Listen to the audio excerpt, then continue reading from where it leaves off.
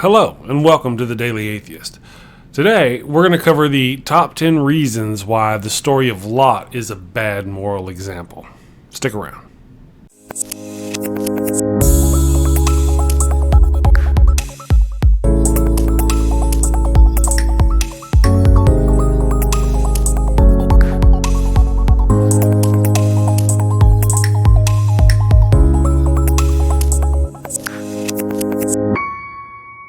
Before we get too far, I just want to mention that there is a massive pillar of fire over your city ready to destroy it in fiery sulfur and hell damnation and all that.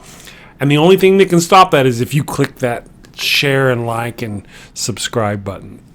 No power in the verse can stop it, except for that button. Do that now. Okay, thank you. On with the show.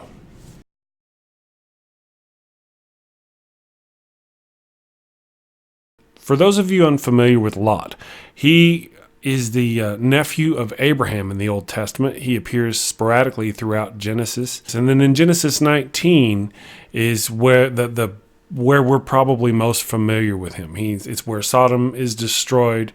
The angels come and warn him and take him away from Sodom and then tell him to go live in the mountains. And his wife turns back and she's turned into a pillar of salt.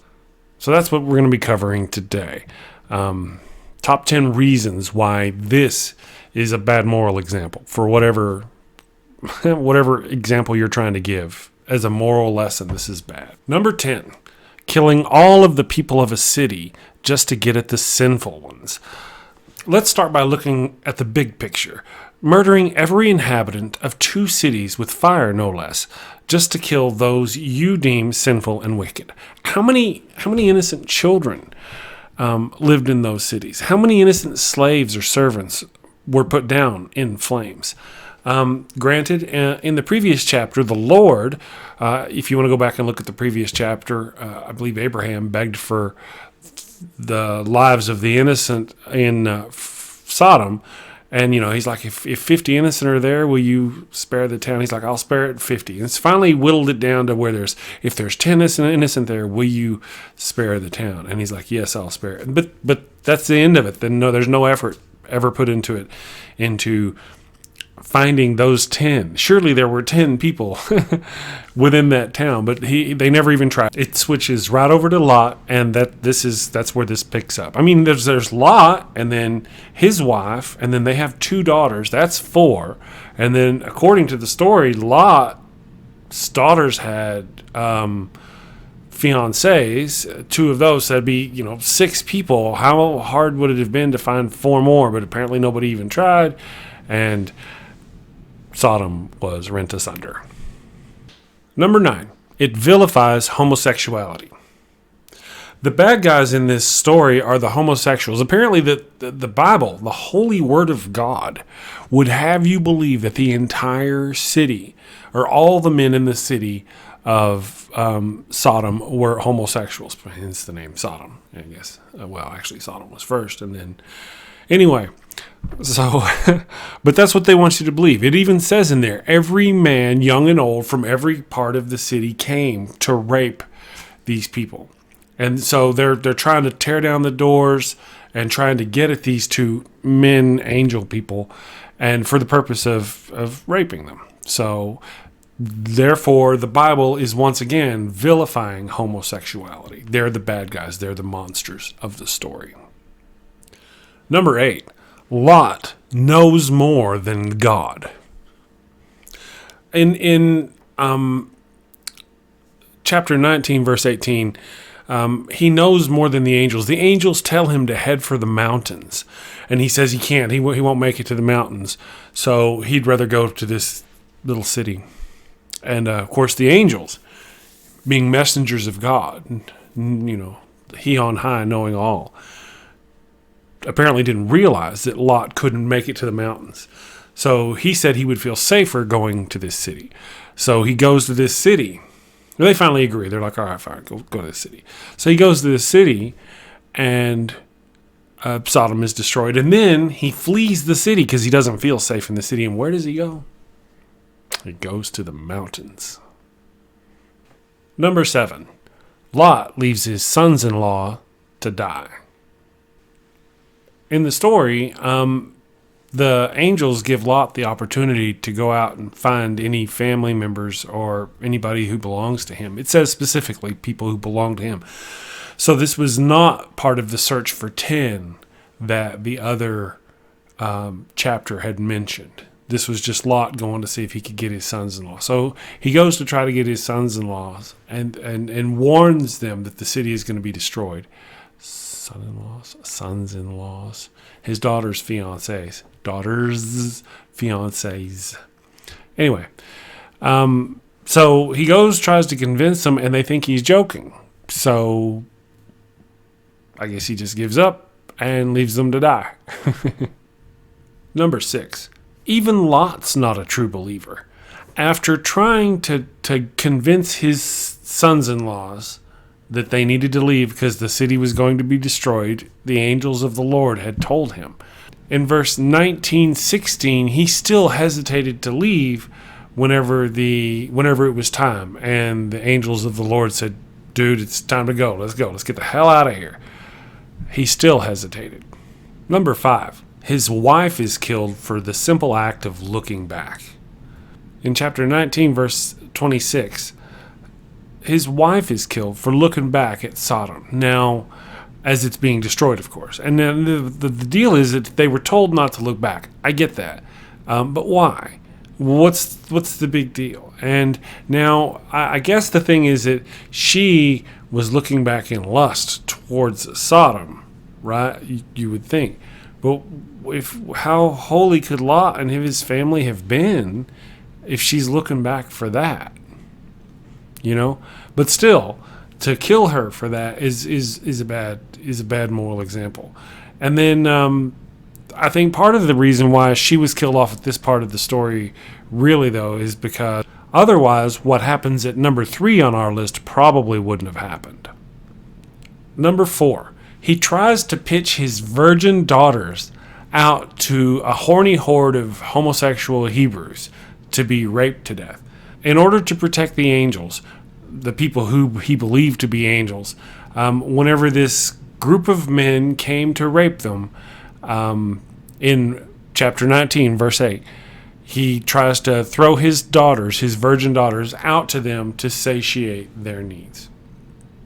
Bad example. Nowhere does that become a good example. I don't see how anywhere that could be a good example. Nowhere.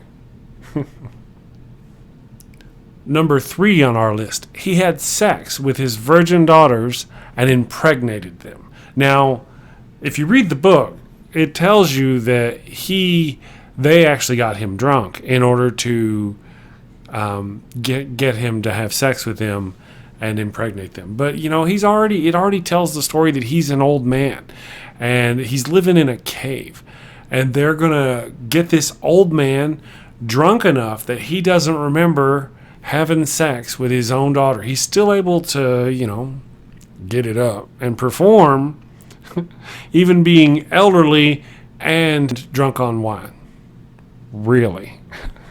Okay, but no matter how you spin that, I think that part is a bad moral example. He had sex with his own daughters and got them pregnant. Number 2, incest leads to nations. In chapter 19, verse 36, we see that both of Lot's daughters became pregnant by their father. The older daughter had a son, and she named him Moab. He is the father of the Moabites of today. The younger daughter also had a son, and she named him Ben-Ami. He is the father of the Ammonites of today. Now, one of the things about the Bible is that a man is rewarded a certain way by God. In the Bible, in the Old Testament. If you're a good man, you live a long life. That's the reward. You have many children, many sons, right? And then those sons go on to do great things. In this case, Lot's children, despite being born of incest, drunken, debauch incest from virgins, right? Anyway, despite that, they go on to be the fathers of nations, the Moabites and the Ammonites. That is reward from on high for incest. Bad example. Kind of a bad example there. Well, it depends on your view of incest, I guess. If you're from, sorry, I was going to disparage some of those southern states over there, of course, kind of to the east. Anyway, carrying on. And finally, the number one reason why the story of Lot is a bad example is because, Lot was the nephew of Abraham. He knew about God, believed in God. He was a believer. He did bad things and he made choices that God may not have agreed with. Some people, I read some of the thinking on the book of Lot, or chapter 19, and what their thinking is that he was punished in the end because he looked at the green land. He was asked, what part of the land do you want? You can take anything you want. What do you want?